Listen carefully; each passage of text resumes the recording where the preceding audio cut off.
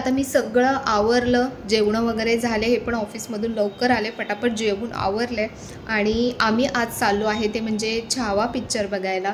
तर आज first day आहे पिक्चरचा, फर्स्ट शो नाही आहे पण फर्स्ट डे आहे. रात्रीचे आता 10चं आम्ही ॲडव्हान्स बुकिंग केलं होतं आणि खूप निष्ठाला खूप इच्छा होती बघण्याची. ती संभाजी महाराजांचं पण नेहमी ती जी सिरियल असते ना ती नेहमी ती बघत असते, तिला प्रचंड आवडतं.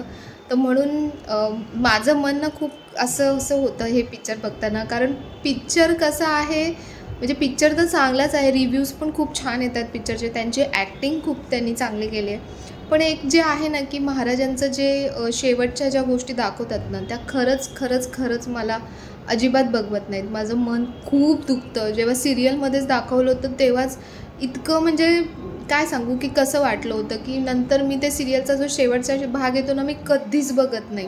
म्हणजे असं नाही आहे की म्हणजे स्ट्रॉंग मन किंवा सॉफ्ट मन हा त्याच्यात प्रश्न नाही आहे, पण बघूच शकत नाही. म्हणजे असं त्यांचा असा शेवट बघूच शकत नाही. ज्या व्यक्तीने आपल्यासाठी इतकं सगळं केलं त्याच्या अशा प्रकारे शेवट होईल हे अजिबात बघू शकत नाही. आणि पण असो आता पुढच्या पिढीला आपण जर ह्या गोष्टी दाखवल्या नाही तर त्यांना काहींना कळणार नाही. जे बघतात त्यांना माहिती आहे, पण ज्यांना काहीच त्यातलं माहिती नाही आहे तर त्यांच्यासाठी असे मूव्हीज येणं खूप गरजेचं आहे. आजकाल तशी असे खूप कमी चित्रपट येतात की जे आपण विथ फॅमिली जाऊन बघू शकतो. तर त्याच्यामुळे आम्ही खूप महिन्यांनंतर मला वाटतं पिक्चरला असं चाललो आहे. तर भाऊ पण येणार आहे, अनघा आहे, पप्पा आहेत. तर बघू, मी तिथे जाऊन दाखवते तुम्हाला. आणि पिक्चर म्हणजे चित्रपट बघितल्यानंतरसुद्धा की कोणाकोणाचे काय रिव्ह्यूज आहेत, कोणाला काय वाटतं आहे, कसा आहे पिक्चर खरं तर ते मी तुमच्यासोबत नक्की शेअर करेन. तर चला, आता 9:30 व्हायला आलेत, आता निघतो आहे आम्ही. आणि तिथे गेल्यानंतर ज्या काही गोष्टी छोट्या मोठ्या असतील त्या मी नक्कीच तुमच्यासोबत शेअर करेन. चला, हा कल्याणचा मेट्रो जंक्शन मॉल आहे आणि इथे एक ना ह्यांनी हा सेक्शन बनवलाय असा पूर्ण असा गार्डन सारखा. आणि रात्रीचं बघा किती सुंदर दिसतं. म्हणजे तिथे असे छान छान फुलपाखरू, वेगवेगळे असे जे काय छोटे छोटे कीटक वगैरे असं खूप मस्तच बनवलंय त्यांनी. आणि मला वाटलं की खूप गर्दी असेल आज मॉलला, कारण व्हॅलेंटाईन डे सुद्धा होता. पण काहीच गर्दी नव्हती. म्हणजे जसा विचार केला होता त्यापेक्षा अगदी खूपच अशी कमी गर्दी दिसत होती. पण चित्रपटाला मात्र खूप गर्दी होती. म्हणजे आयनॉक्सला आम्ही आलो आणि 10चा शो आहे आणि अगदी चित्रपट 2-3 स्क्रीनवरती त्यांनी म्हणजे लावलेला आहे चांगला, किंवा त्यापेक्षा पण जास्त असेल मला माहीत नाही. पण तरीही बघा 10च्या शोला पण किती सारी गर्दी आहे. आणि हे पोस्टर आहे त्याच्या इथे फोटो काढायला सुद्धा खूप लोकांची सगळी गर्दी होती. खूप छान त्यांनी म्हणजे जे त्यांचे जे कॅरेक्टर्स आहेत ना ते खूप मस्त असे वेगवेगळे बघा, परशुरामांचा अवतार वगैरे असे वेगवेगळे कॅरेक्टर्स त्याच्यामध्ये दाखवलेत. आणि खूप एक्साइटमेंट होती की खरंच पिक्चर कसा असेल काय वगैरे. तर पिक्चरबद्दल तर काही गोष्टी मी तुम्हाला पुढे अगदी डिटेलमध्ये सांगणारच आहे. पण रात्री 10च्या शोला तुम्ही बघा, म्हणजे थिएटर अगदी छान खच्च भरलेला आहे. आधीच्या स्क्रीनवर पिक्चर चालू होता आणि आता आम्ही आमच्या स्क्रीनची ओपन होण्याची वाट बघत होतो. जब धरती पर आतंक और अत्याचार बढ़ता है तब धरती को बचाने किसी महापुरुष का जन्म होता है. समय आ गया था. साक्षात माता भवानी और भगवान शिव का अंश माँ जिजाऊ की कोख से शाहजी राजे भोसले परिवार में जन्म ले रहा था.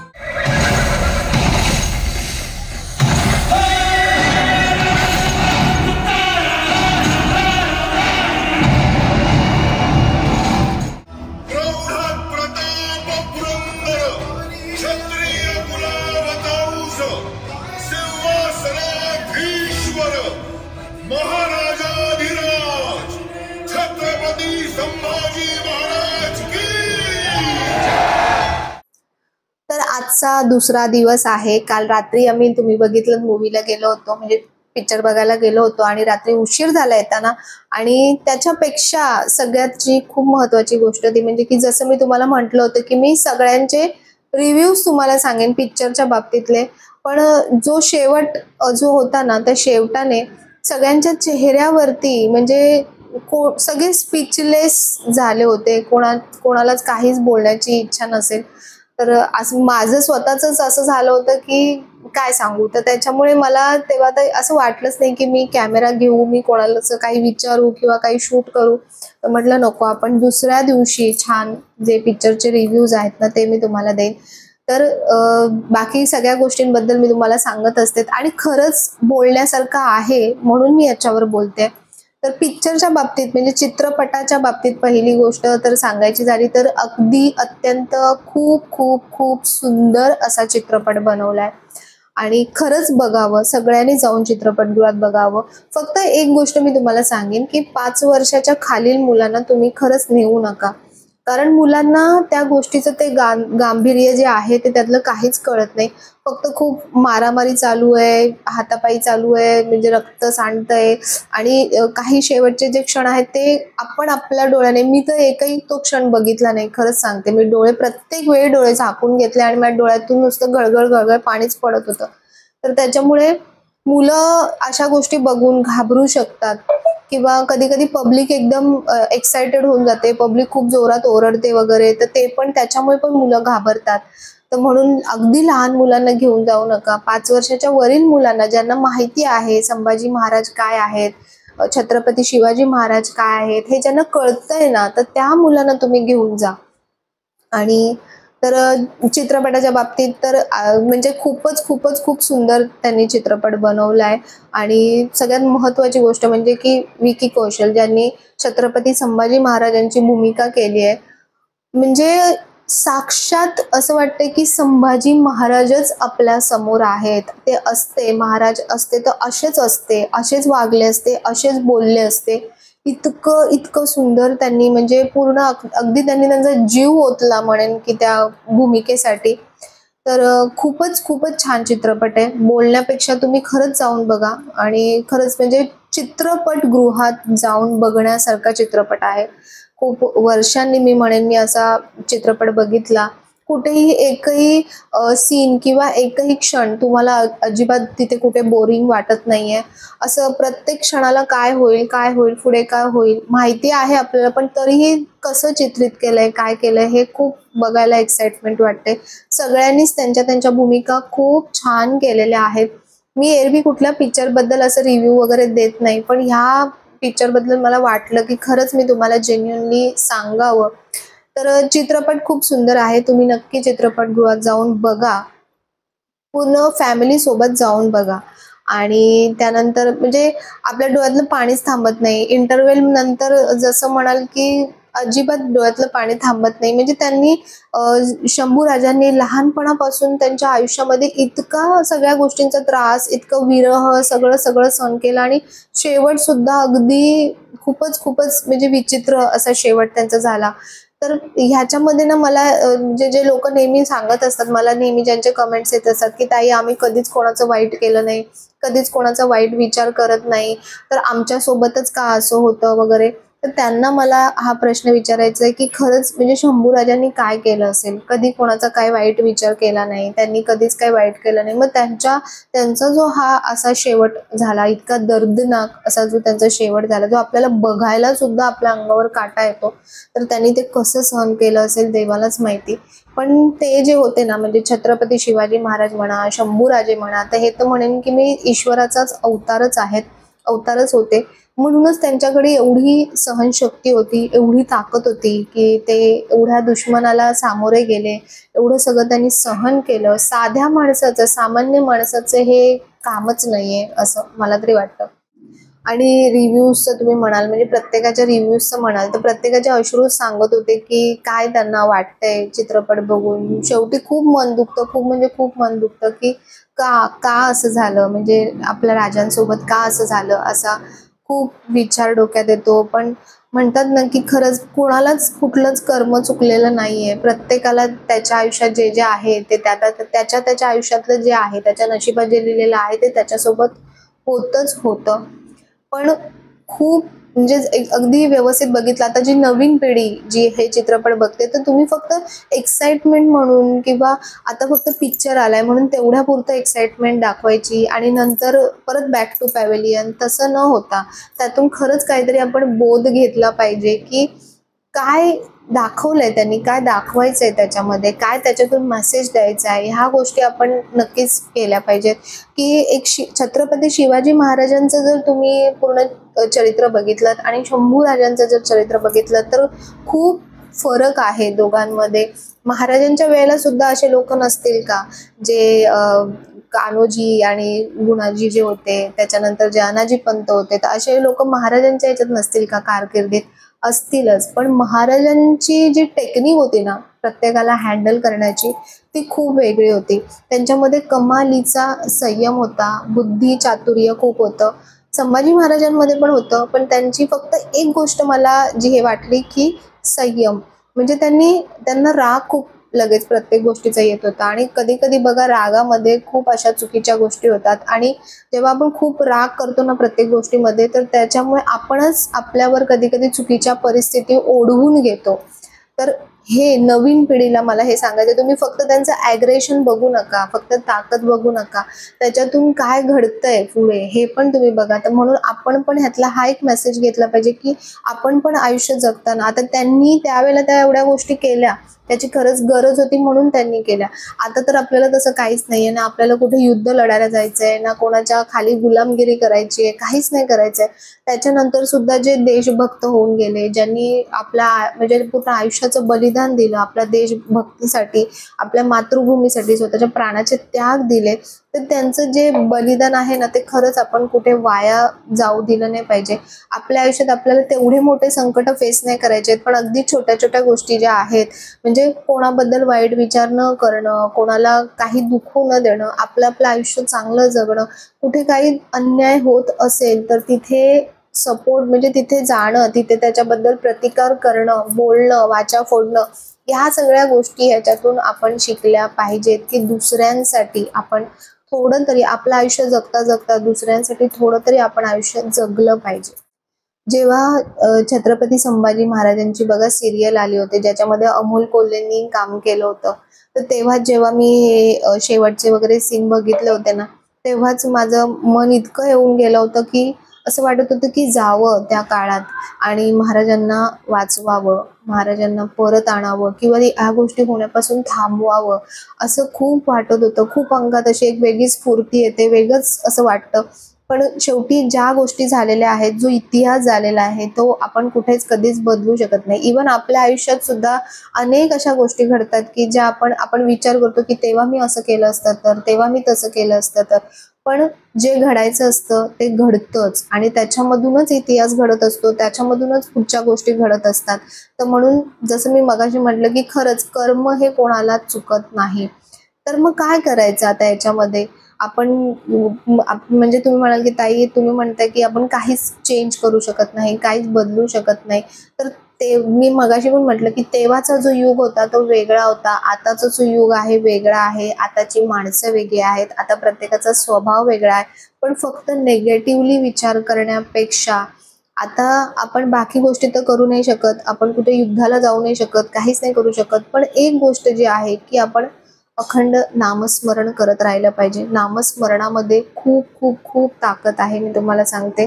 त्यावेळेला पण त्या लोकांनी ना खूप देवधर्म, खूप चांगल्या चांगल्या गोष्टी केल्या म्हणून त्यांच्याकडे तेवढी ताकद होती आणि म्हणून ते आजपर्यंत म्हणजे जोपर्यंत जग आहे, जोपर्यंत सृष्टी आहे, तोपर्यंत त्यांचं नाव राहील. इतकं त्यांनी लोकांसाठी करून ठेवलंय. तर आपल्याला तेवढं शक्य नाहीये, पण आपण फुल न फुलाची पाकळी, आपण थोडं तर काहीतरी आपण आपल्या देशासाठी आपण थोडंसं तर काहीतरी कॉन्ट्रीब्यूट करू शकतो. ही जर भावना मनात ठेवली ना, तर नक्कीच प्रत्येकाने जर ही भावना मनात ठेवली ना, तर कुठेतरी मी म्हणेन की कुठेतरी काही ना काही चेंजेस नक्कीच दिसून येतील. आणि पूर्ण मोठा म्हणजे आपल्याला देशाचा पूर्ण व्यापक विचार करण्यापेक्षा सुरुवात मी माझ्यापासून करेन, हा विचार नेहमी आपण डोक्यात ठेवायचा. म्हणून हे जे आपण बघतोय ना, जे इतिहास आपण वाचतोय, इतिहासामध्ये ज्या ज्या गोष्टी घडल्या आहेत त्याच्यापासून आपण काय शिकवण घेतली पाहिजे याचा आपण विचार करायचा नाही. की फक्त आता ते जोशमध्ये बघितलंय तर लगेचच मग त्याचे वेगळेच पडसाद उमटायला लागतात, वेगळेच लोक काहीतरी कुठेतरी काहीतरी करायला सुरुवात करतात. तसं न करता त्यातून काय शिकता येईल, मला म्हणजे माझ्या रोजच्या आयुष्यात मला काय बदल घडवता येतील, समाजासाठी मला काय करता येईल, माझं काय देणं लागतं, ह्या सगळ्या गोष्टींचा विचार केला ना तरच म्हणजे त्यांनी जे बलिदान दिलं किंवा त्यांनी ज्या गोष्टी सहन केल्या त्याचं कुठेतरी चीज होईल असं मला वाटतं. आणि आणखीन एक जी मला पर्सनली गोष्ट वाटते की ह्या प्लॅटफॉर्मवर आज जो मला प्लॅटफॉर्म भेटलाय त्याच्या थ्रू हा व्हिडिओ खूप बऱ्याच लोकांपर्यंत पोहोचेल. तर जे मोठे लोक आहेत, जे राज्यकर्ते आहेत, तर जसं म्हणतात ना की यथा राजा तथा प्रजा, तशी ही गोष्ट आहे. आज जे आपल्याला बाहेर सगळं दिसतं, आज जे राजकारण आपल्याला दिसतं की कोण कसा कोणाचा पाय मागे खेचतोय वगैरे, म्हणजे तेव्हा जी गादीसाठी होती तडजोड, तर तशीच तडजोड, त्याच्यापेक्षा डेंजर तडजोड आज आपल्याला दिसते. त्याच्यामुळे आपल्याला असं वाटतं नको, ह्या गोष्टींपासून लांब राहिलेलंच बरं. पण जे राज्यकर्ते आहेत ना त्यांना खरंच ही एक विनंती आहे की म्हणजे ह्या गोष्टींमधून प्रत्येकाने काही ना काही खरंच बोध घेतला पाहिजे की कसं कसं राज्यामध्ये जर लोकांचं भलं करायचं असेल किंवा लोकांना काही गोष्टी शिकवायच्या असतील तर त्याची सुरुवात त्यांच्यापासून सुद्धा झाली पाहिजे. आता 19 फेब्रुवारीला छत्रपती शिवाजी महाराजांची जयंती येणार आहे. तर बघा त्या दिवशी की किती एकदम उत्साहात सगळीकडे फक्त भगवे झेंडे घेऊन जी आपली नवीन पिढी आहे ती फक्त एक म्हणतात ना आपण जसं आपल्या भाषेत म्हणतो फक्त शायनिंग मारायचं काम सुरू असतं. महाराजांनी काय शिकवलंय, महाराजांनी काय सांगितलंय, त्यातले 4 आणे जरी तुमच्यामध्ये उतरले ना तरी महाराजांना श्रद्धांजली दिल्यासारखं होईल. त्यांची ही अपेक्षा नाही आपल्याकडून की तुम्ही झेंडे घेऊन फिरा किंवा तुम्ही त्यांच्या म्हणजे त्याच्यावरती स्टाईल मारा, ही अपेक्षा नाहीये. त्यांची अपेक्षा खूप वेगळी आहे आणि ती खरीखुरी श्रद्धांजली होईल. फक्त जोशात फक्त त्यांचे म्हणजे बोलायचं आणि फक्त तसं करायचं, ती महाराजांची आपल्याकडून अपेक्षा नाहीये. त्यांचे जे गड किल्ले आहेत, आज जे महाराजांनी गड किल्ले एवढे बनवलेले आहेत, त्यांचं संवर्धन करण्याचं काम आपलं आहे.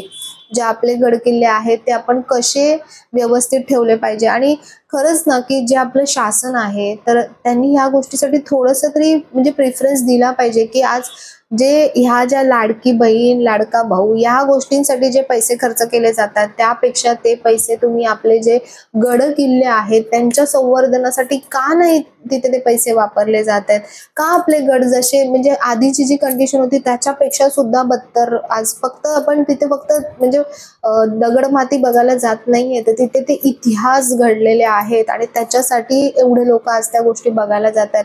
तर म्हणून तिथे गेल्यानंतर ते आपल्याला तर त्या भावना वाटतात कारण आपण त्यांच्या गोष्टी लहानपणापासून ऐकत आलोय. पण जे दुसरे लोक तिथे जे बघायला जातील त्यांना कधी त्या गोष्टी फील होतील, जेव्हा तिथे त्या गोष्टी तशा बघायला मिळतील तेव्हा त्यांना त्या गोष्टी फील होतील. जेव्हा मी राजस्थान ट्रिपला गेली होती, तुम्हाला सांगते की त्यांचे गड वगैरे एवढे त्यांनी मेंटेन ठेवले आहेत ना. तर तुम्ही म्हणाल की ताई तेव्हा ते राजपूत वगैरे सगळे शरणागतीला गेले होते म्हणून त्यांचे गड किल्ले व्यवस्थित आहेत, पण ती तेव्हाची गोष्ट आहे. आणि आताची गोष्ट तुम्ही बघायला गेलात तर आता सुद्धा त्यांनी ते तसंच मेंटेन ठेवलेलं आहे. तर आता आपण एकदम तसं उभारू नाही शकत, पण थोडंसं तर जी रिपेअरिंगची कामं आहेत, बऱ्याच गोष्टी भरपूर किल्ले असे आहेत की फक्त आणि फक्त दगड उरलेले दिसतात तिथे. तर त्याला रिनोव्हेशनचं काम, त्याला रिपेअरिंगचं काम, ह्या सगळ्या गोष्टी तर होऊ शकतात ना. तर म्हणून जिथे खरंच जिथे पैसा लावला पाहिजे ना तिथे लावला गेला पाहिजे. आपली जी पुढची पिढी आहे त्यांना ह्या गोष्टी बघायला मिळाल्या पाहिजेत, त्यांना ह्या गोष्टी कळल्या पाहिजेत, तेव्हाच त्या गोष्टी त्यांच्यामध्ये मुरतील. नाही की फक्त जयंती आली की फक्त मोठ्या मोठ्याने घोषणा करायच्या आणि झेंडे घेऊन फिरायचं, हे काम नसलं पाहिजे. ही जी आताची जी पुढची पिढी आहे ना त्यांना माझी हीच विनंती आहे की छान छान पुस्तकं वाचा महाराजांवरची, संभाजी महाराजांवरची. जे पण आपला इतिहास जो झालेला आहे, इतिहास फक्त अभ्यासापुरता लिमिटेड न ठेवता त्यातली पुस्तकं वाचा, त्यांचे चारित्र्य वाचा, त्यांनी काय सांगितलंय, ते कसे वागलेत, काय केलंय, या सगळ्या गोष्टींचा अभ्यासापुरता विचार न करता असा पूर्ण असा एक छान विचार करा की काय काय होऊन गेलंय आणि आपण त्यांच्याकडून काय शिकलं पाहिजे. बस. तर खूप काय काय मी बोलली. माझे जे मनापासून जेन्युइन जे रिव्ह्यू होते ते मी तुम्हाला सांगितले. पण एक गोष्ट सांगेन की नक्की चित्रपटगृहात जाऊन बघा, तुम्हाला नक्कीच आवडेल. आणि बस आणखीन काय. तर चला, तुम्हाला व्हिडिओ आवडला असेल तर नेहमीप्रमाणे लाईक करा, शेअर करा, सबस्क्राईब करा. पुन्हा भेटूया आपण उद्याच्या नवीन व्हिडिओमध्ये. तोपर्यंत सर्वांना बाय आणि सर्वांना श्री स्वामी समर्थ.